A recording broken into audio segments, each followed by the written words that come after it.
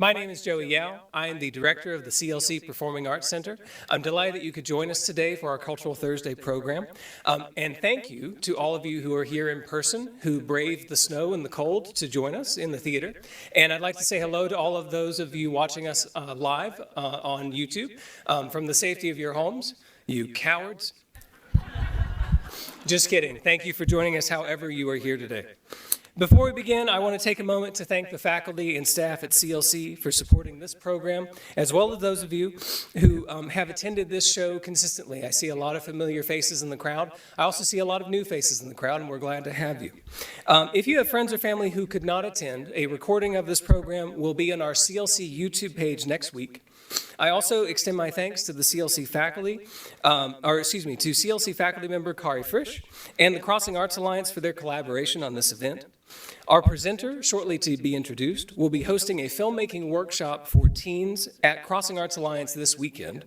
As a former middle and high school film teacher, I find this very exciting, and if you have a teen who you think would benefit from this program, I encourage you to seek it out. Also, after the program, I'm going to pull up my notes, make sure I get it right. The Diversity and Global Connections Club is having oolong tea and light refreshments and a chopstick challenge in the lobby right after this. So I invite you to join us. That will be, I want to thank Tracy Kleckel Jimenez for setting that up. And I also want to invite you back to our next Cultural Thursday event with Tracy on April 3rd, where she will present Sustainability in Travel and a Journey Through South America. It's going to be really exciting.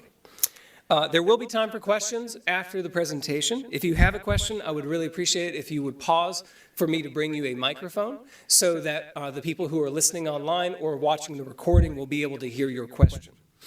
Now, I'm honored today to introduce our presenter. Leah Shujin-Rothy is an award-winning filmmaker who holds a BA in Digital Media Arts with a paralegal certificate from Hamline University, is a 2023 Ignite Rural Artist in Residence, a 2024 Story Seed Screenwriting Fellow, and a member of the 2024 CAAL MOVEE Asian American Leadership Cohort. Her films have received recognition throughout the U.S. and beyond, and she is honored to share them with her local community today. So we thank her for being here, and please join me in welcoming Leah to the stage.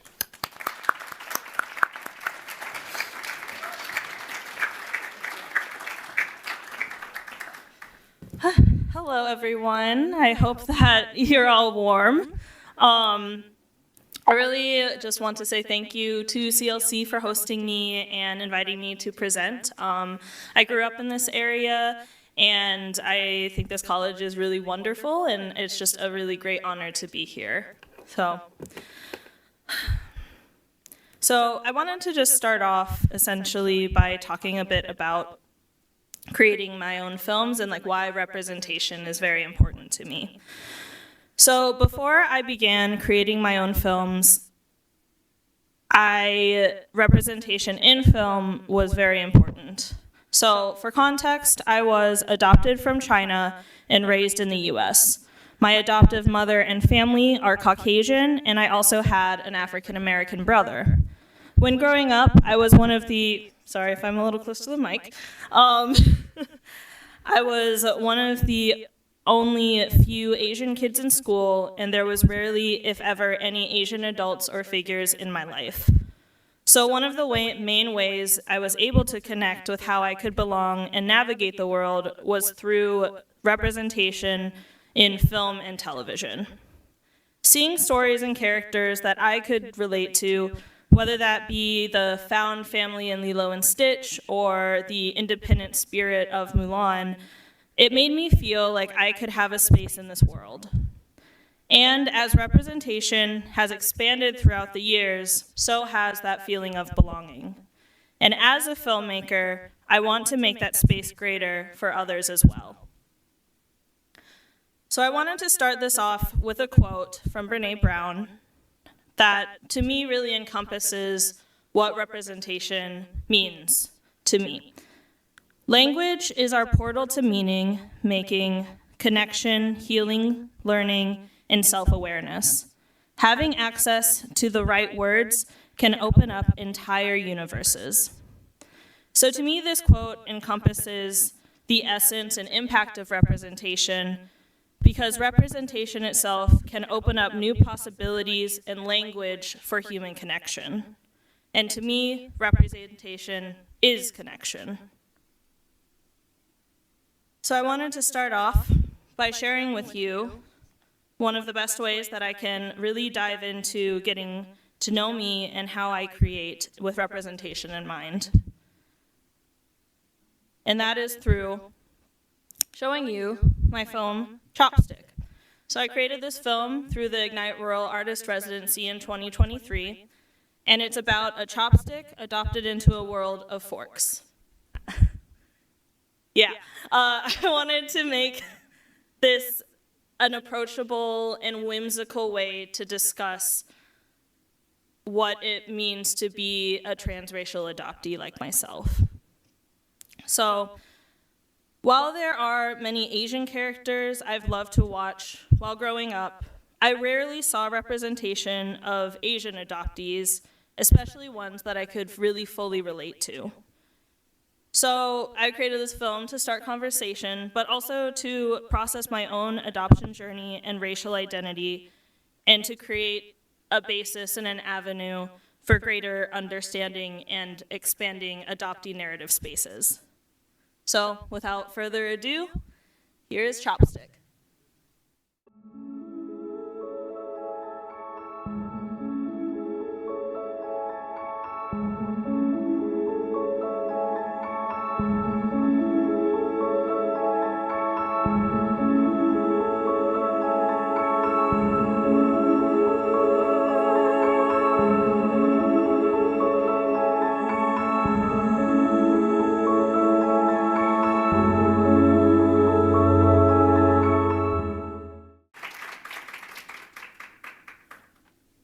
Thank you so much for watching. This was also a special edit of Chopstick, because in the original I don't have all the family photos and stuff, so it's kind of new. So in order to really talk about representation, I wanted to take the time to tell my story by kind of breaking down the inspiration for this film. So in the first scene, obviously you can see there's a little baby Chopstick going on a plane over to the US. And so this is really symbolic and a metaphor for transracial adoption. And for those who don't know, a transracial adoptee is an adoptee of a different race, adopted by parents of a different race and into a family of a different race. So for me, my ethnicity is that I am Asian, Chinese, and my adoptive family is mostly Caucasian. So I am a transracial adoptee. And then I'm also a transnational adoptee, and for context, that is a child adopted from one country and raised in another. So I was adopted from China and raised in the US. And during that time, the main reason why China was really open for adoptions was because of the one-child policy, in which generally families could only have one child, and normally priority was given to those who were born boys. So from essentially the 1980s to 2015, that policy was instilled, and there were a lot of Chinese girls who were adopted, especially into the US. And another thing with the context of this, it doesn't show here, but at the end of the film it showed a bit, but the adoption agency that my mom used would take groups of families, fly them out to go to China and adopt the babies they were matched with. Ironically, she tells me it's by facial similarity. I don't know exactly how that works, but it's always a fun, interesting fact. And then they would fly back, the families would fly back to the US together, and then all those babies within that group are called an adoption group. So the Chopsticks and Forks characters, I'm surrounded by those who do not look like me. So as I said, I grew up in mostly Caucasian spaces, mostly in Montana and Minnesota. And the concept for Chopsticks and Forks was based off of a time, it was actually here in Brainerd, in which I went to an Asian restaurant with some friends who were white, and I received chopsticks and they received forks. And so I thought that was kind of a whimsical, conceptual way to represent race in the short film, because hopefully, or maybe I'm making assumptions, but I think that everybody has used forks at least and understand what chopsticks are. So that's why. But ultimately, the funny thing is that while a lot of times in my life I was expected to be able to use chopsticks, I kind of refused to learn how to use them, and I would stab sushi to eat it. But I think that while that's like a whimsical fact, it was evident of some of the identity issues I was having when I was growing up. So while for the most part I felt accepted by my family and friends and people I felt like truly knew me, I knew I was different, and it was undeniable even from the photos that I was different. So, and then on the flip side of that, those who didn't know me assumed I was in foster care or a foreign exchange student multiple times. In fact, one of the first things that I was told when I came to Brainerd was that I spoke really good English. And I wanted to respond to myself, but I was really tempted. But honestly, I also had a difficult time addressing or talking about my racial identity. So as a result, how I connected with people was mostly through academics and extracurriculars, as you can see from the bottom. While I grew a love for both of those things, I also realized that a large motivation for that form of connection was so that I could earn my way to belonging and compensate and make up for the difference.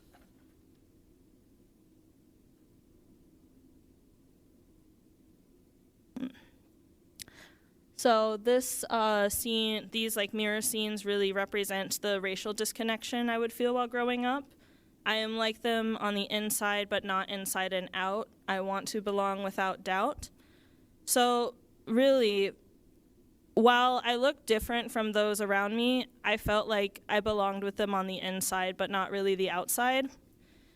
And as a result, I really assimilated into white spaces, white culture, because that really was all I knew. And ultimately, that resulted in me having a very difficult time seeing myself as Asian. So another kind of interesting occurrence of that was when I was in middle school. We had a project where, in French, where groups would create, where people would get into people would get into groups and create posters that included each person as a chosen celebrity.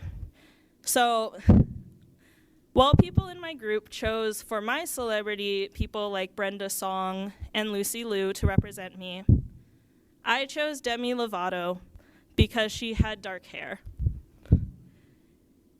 And that, to me, was, I thought it was funny at the time, and I do think it's still kind of funny now, but it really was further evidence of that racial disconnect.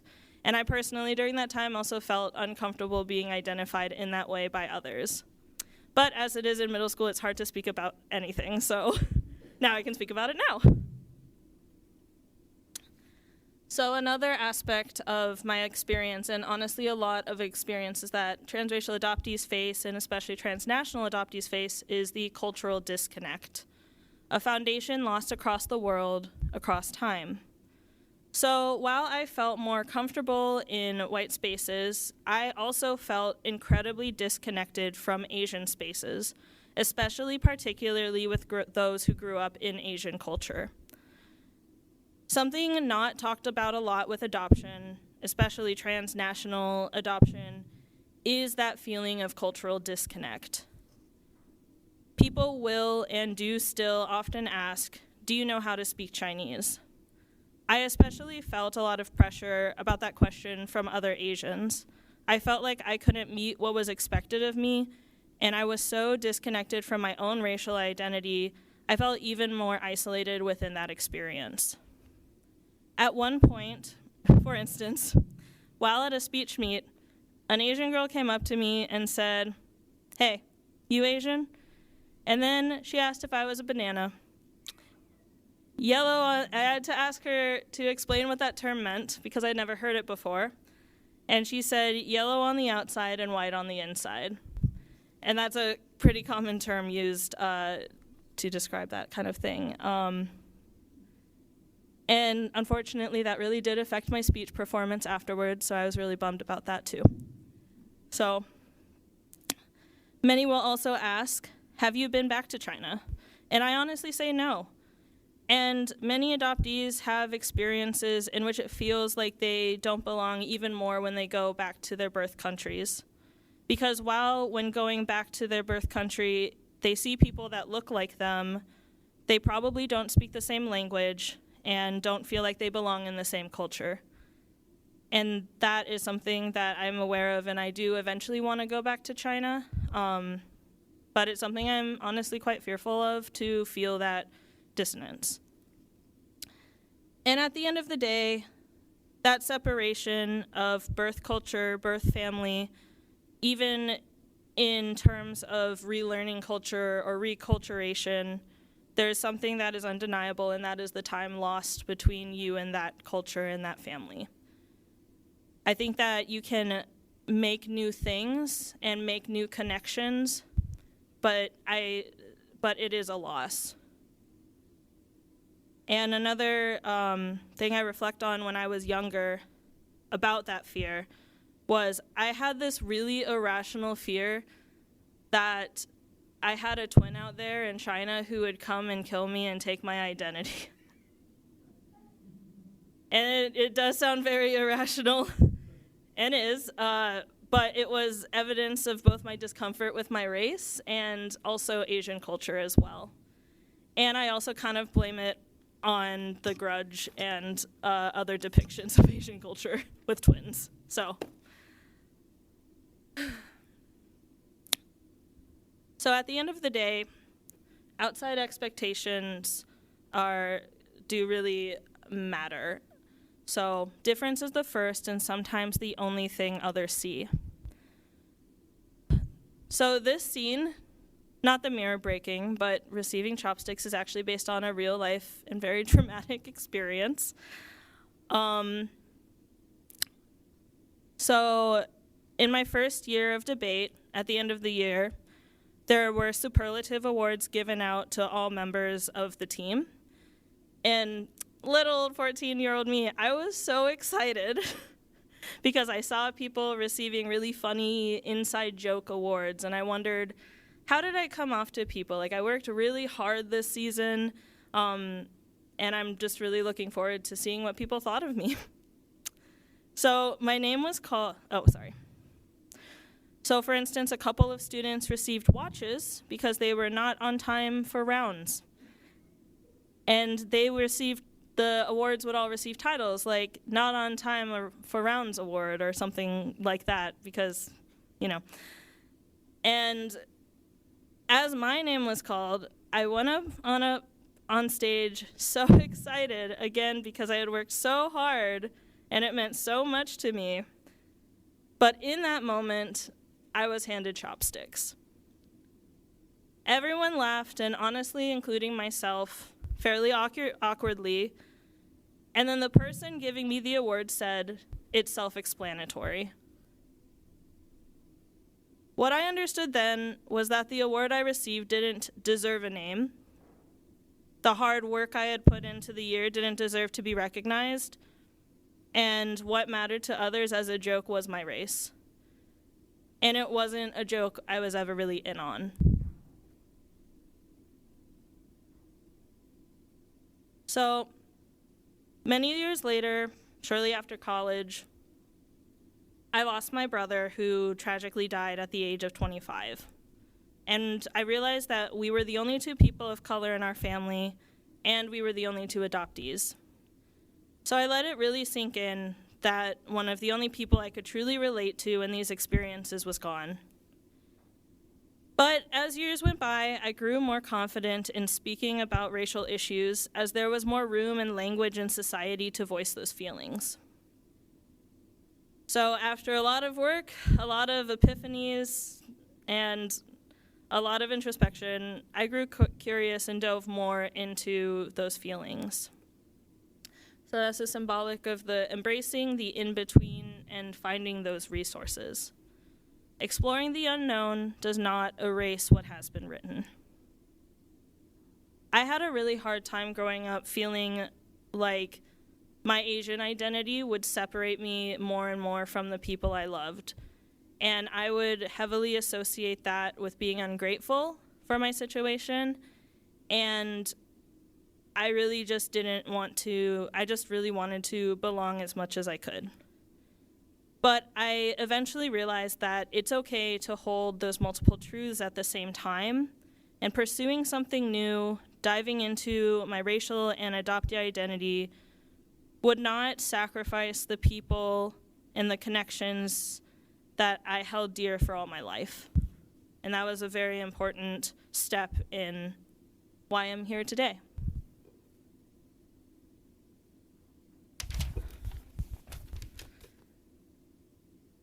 So a couple of years ago, a person from my adoption group reached out to me to connect. She had been going through a similar journey, and when we reconnected, honestly, my entire world changed. I was able to relate with someone on such a deep and personal level, and Jade opened up my world because we could go on this journey together.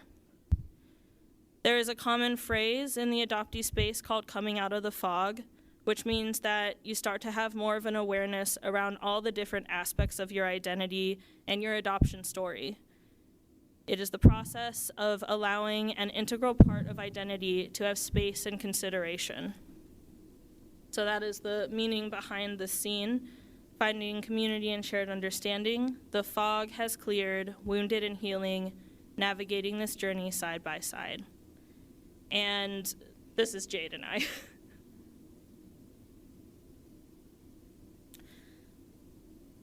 So going on this whole journey has led me to acceptance and ultimately being able to more fully connect on a human experience. Without doubt, I accept myself inside and out. So I made this film, like I said, to voice the complex emotions and feelings of acceptance. And by the end of it, the symbolism for seeing the person in the mirror is seeing myself not as a chopstick or as a fork, but entirely as me. And then I just wanted to show some of the ways in which this film was created technically. So animation, there were plenty of layers and storyboarding and things like that. And personally, I love animation because the world is really your oyster, and your imagination is the limits with animation. And I just think it's so cool to be able to translate larger concepts like identity issues like this into something that's whimsical, easily digestible, and relatable with things that might not be human, but they have a human experience. And for me, animation, no matter how wild it gets, having a grounded story is incredibly important. And one of the challenges I had with this was when I was storyboarding, I was not drawing these forks and chopsticks with faces. And when I converted to vector animation like here, I decided that we really needed faces to make these forks and chopsticks much more human. So it was a lot of blinking eyes to make them a little more animated, and I didn't want them to just be shapes. I wanted them to hold space and presence, and that is also why it was about 54 scenes of animating, because I would not allow them to be on screen for more than like 3 seconds for people to be able to question what that triangle is. So, and at the end of the day, I really don't believe that you have to be an adoptee or a person of color to relate to the feelings of loneliness and isolation, because loneliness is a very human feeling. And the ironic part about loneliness is that while it is isolating, it is one of the things that makes us the most connected as humans. But I do believe it is important to be able to identify the situations and the circumstances as to what can lead to loneliness and isolation. And that is exactly why representation is so important to me. I'm gonna let this play through. I forget how long it is. But also, sadly, my chopsticks in my storyboards look like fries. And you don't eat fries with forks, probably. And I won't lie, I sometimes got hungry while creating these things for that reason. So I think that is over now, but. So I also wanted to share with you another form of filmmaking that I like to use in terms of representation, because most of my experience is in documentary filmmaking, and I've always really been drawn to that medium because I love connecting with people about their experiences, and I love making them feel heard and seen and really getting to understand them on a level that most people probably wouldn't. And I want to be able to represent that connection and that their stories in a way that they're really proud of. And I realize with how I've navigated the world as an adoptee and that has really greatly influenced how I connect with people. And ultimately, I want people who have felt really unheard to feel heard and seen, because I know how impactful and powerful that can really be. So, with that, I want to just show a clip from one of my documentaries called The Accelerators, Brains, Braids, and Bots. It is about an all-girls FIRST robotics team from Cass Lake, Minnesota, who are striving to make it to Minnesota State for the first time. And for context, FIRST robotics is honestly one of the coolest sports I've ever seen. One, you're making really cool robots that do plenty of things like climbing and shooting out balls and taking things. But anyways, that was a horrible description for that. But I'm so sorry. They do tasks. There, I'll leave it at that. But the other thing I really love about FIRST Robotics is that the nature of the competition is that you have to work together. You get paired up with other teams and alliances, and the point is to be able to work with professionalism and teamwork in mind, and no, it is not battle bots. You don't want to destroy another person's or team's robot because they could be in your alliance the next round. So it's what they call cooperation, which is cooperation and competition combined. And I love that word so much. And with these girls, one of the things I really loved when working on the documentary was honestly getting to just see them in their element. They inherently are a part of a sport that is very male-dominated, and getting to see them just be so passionate within their own space about how to create a robot and how to connect with people, I could relate to a lot. And when interviewing, I think that also helped with creating a good rapport between us. All that being said, I don't necessarily think that you have to be the same demographic as the person that you are interviewing in a documentary, but I do think that it can add an extra level of trust and connection. And I like to tell everybody, because I'm very serious about it, that these girls have given me so much hope for the future, and they're just inspiring because of who they are. So, without further ado, here is just a small clip of the Accelerators.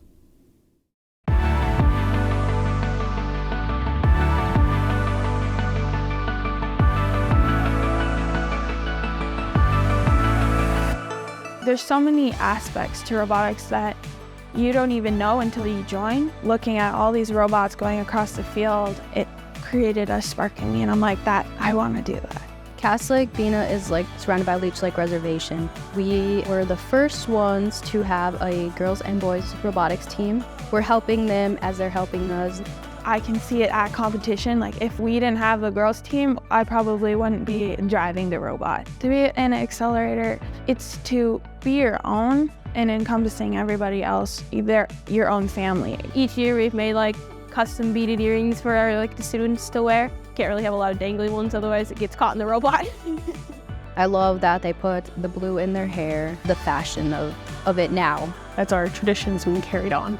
Hoping this year we do better at Grand Forks and get to be able to go to state. You step into the regionals and it's just this wow factor of wow, No one has ever done this before, this game before. grab some pieces of metal, put some holes into them, screw them together, and it makes a robot. You have challenges you have to get through, but once you get through that challenge, it's a lot of fun. We're girls, but we can hold our own. So I wanted to showcase also just a bit about the last journey of last year. So last year was the first time I went on the film festival circuit with these two films, and overall it's been a fairly successful run, and overall between the two films, it has received 25 festival selections all across the US and across the world.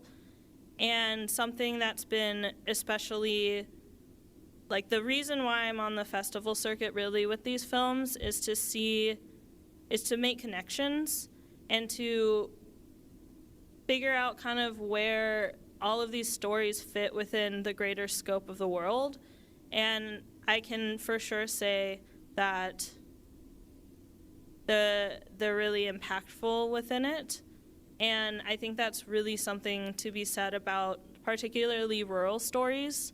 Rarely do I ever see other rural representation on the festival circuit, but I hope that this kind of serves to some extent as proof that those stories do matter and that they can really inspire people around the world and around the US. And even if these stories weren't documented or created, that doesn't make those stories any less meaningful to others and to yourself. So I just wanted to kind of show that as well. And I wanted to share that just sharing the films themselves have really opened up this world of connection, whether it be in the local community. On the left is me with Kelsey and Michael, who are also adoptees that I would have never met if I hadn't created Chopstick. And then with the accelerator, something that's been really cool is that the documentary has actually impacted their competition and funding. And they were able to make it to Worlds last year for the first time, which is amazing. And a big push for that was with submitting the documentary as well, which has been really cool. And I also would like to shout out some CLC alumni down here. Matt and Balmer and Mitch, my husband. We've been able to go on this circuit together, and it's been really wonderful to share our stories, but also hear other people's stories, and just in general, it's just been really amazing to get to share these stories with such a wide range of audiences and wide ranges of film blocks and still be told that somebody can find something relatable. And the best stories are when people will come up to me and be like, I've never seen my experience represented on film, and I feel very seen by that. And for the accelerators, one of the coolest stories is there was a fellow filmmaker in my block who came up to me and he said, I was in robotics and I have 2 little girls and I want to show this documentary to them because I want them to know that they can have a space in that too. And that just warmed my heart. And then it has also allowed me to increase connections with other adoptees and Asian Americans and to be seen within that greater diaspora as well. And I want to give a shout out to the Adoptee Film Fest, which Chopstick also showed at in New York. That's where Jade and I are right there. And that audience was filled with adoptees, and that is just kind of unheard of in the festival circuit, but it was very meaningful. And lastly, at festival circuits, I'll hand out merch as well, like little chopstick buttons. And I wanted to shout out to the Swan Perth Australian Film Festival for women, because while I could not make it to Australia, the merch was able to. And it was just really cool to get to see some of the photos and to see how far that film had made it. So.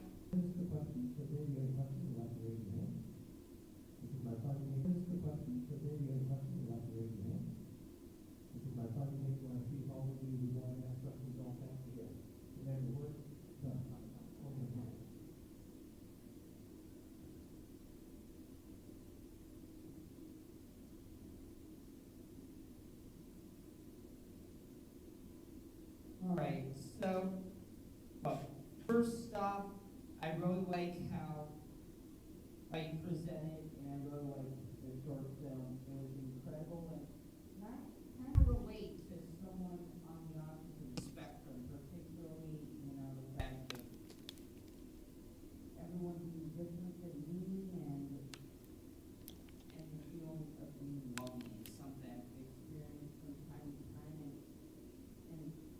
and I think my main question here is, how do you process those emotions? Like, how do you process your feelings and deal with all the stress and all the stuff that happens in your life? Because I know I've been dealing with a lot of stress lately in college here, and stress that workplace has been bringing. So how do you manage stress, especially what I'm trying to do at? No, thank you for your question and for also sharing how you relate to the story. That's really very meaningful to me. How do I work through and process these things? Honestly, I think that creativity, of course. I think that creating this film, Chopstick, was really, really cathartic in being able to more fully process those events and those feelings. Otherwise, I'll be honest, when I was younger, I would compartmentalize a lot and kind of push everything down, and I didn't realize how strange and kind of harmful that was to me mentally and physically. And so I think one of the things that I'm really been working on has been to be able to also sit within those emotions and allow them to happen. And if I need to get them out, then honestly, dancing it out is really nice.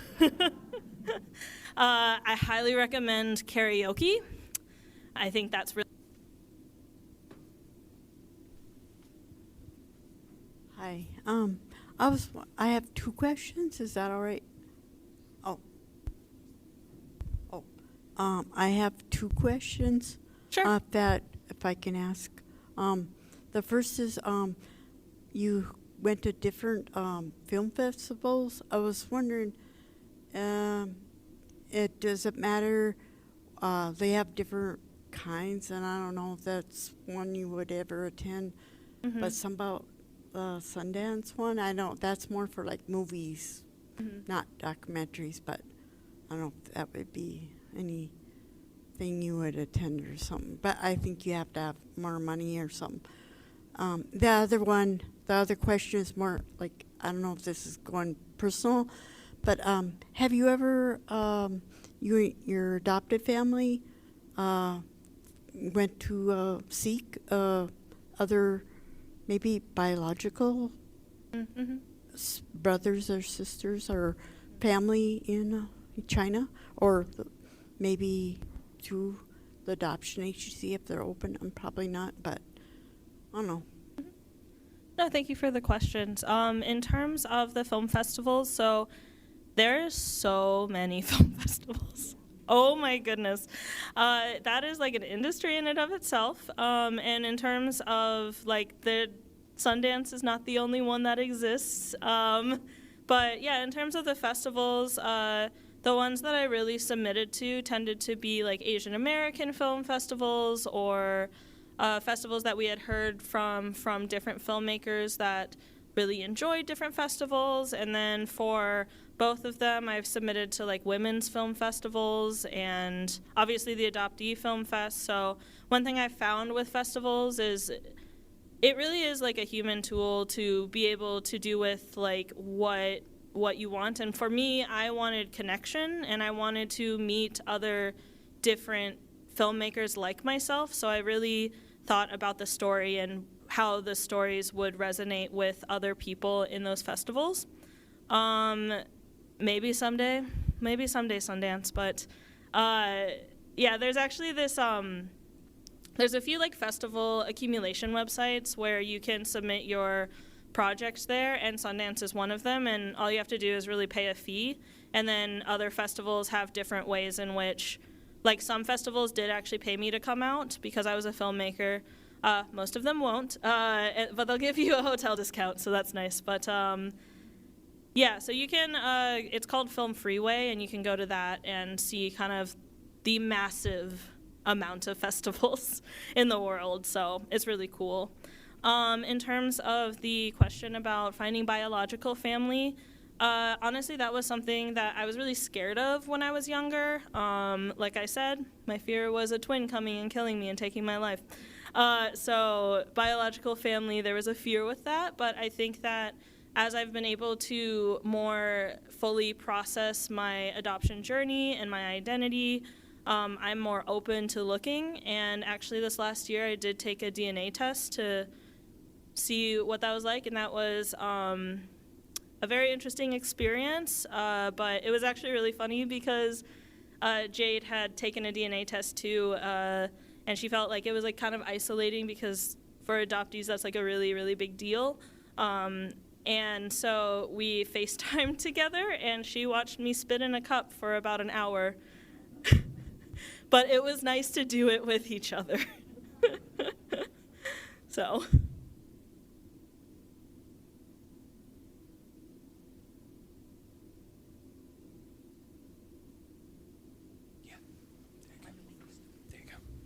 Mine will be quick. This is so powerful. I'm wondering, do schools ask you to come and present this to students?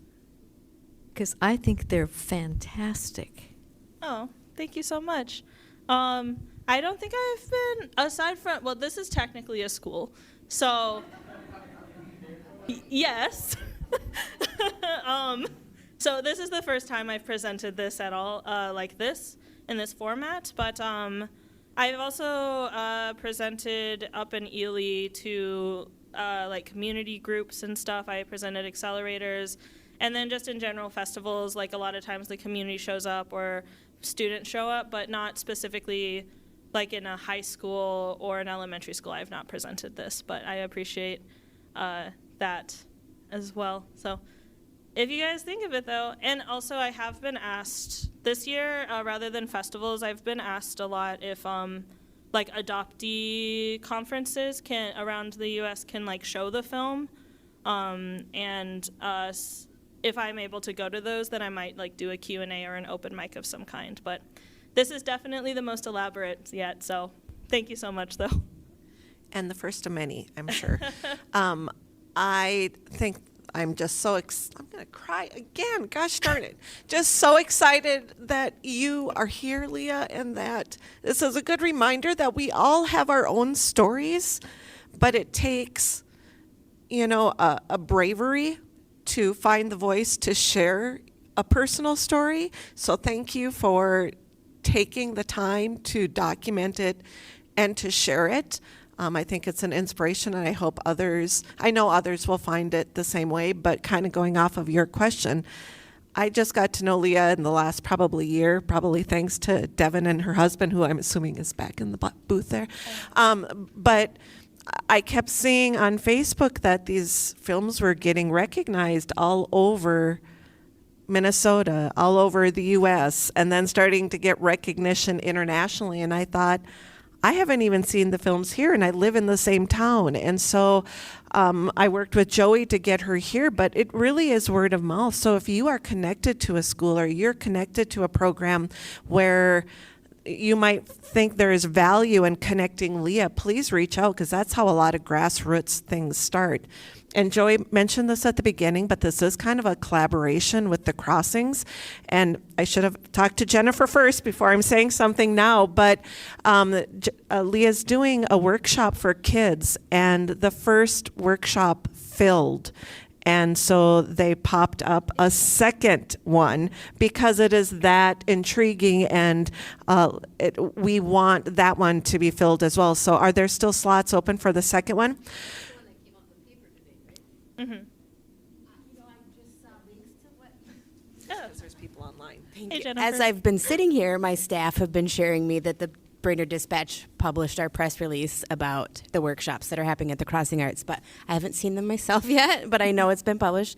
But we scheduled the first workshop for teens and tweens Saturday from 1 to 3, and that one filled. So we've added another one in the morning from 10 to 12. So these are for a $10 donation if you can. If that's too much, then please just sign up your kids or grandkids or friends, get them in there. There's still spots in the morning workshop for sure. So we're really excited to work with you, Leah. It's going to be so fun. Yeah, I didn't even know you were here, Jennifer. Hi. And that's another good plug too, just because again, I'm looking at the crowd and the audience here.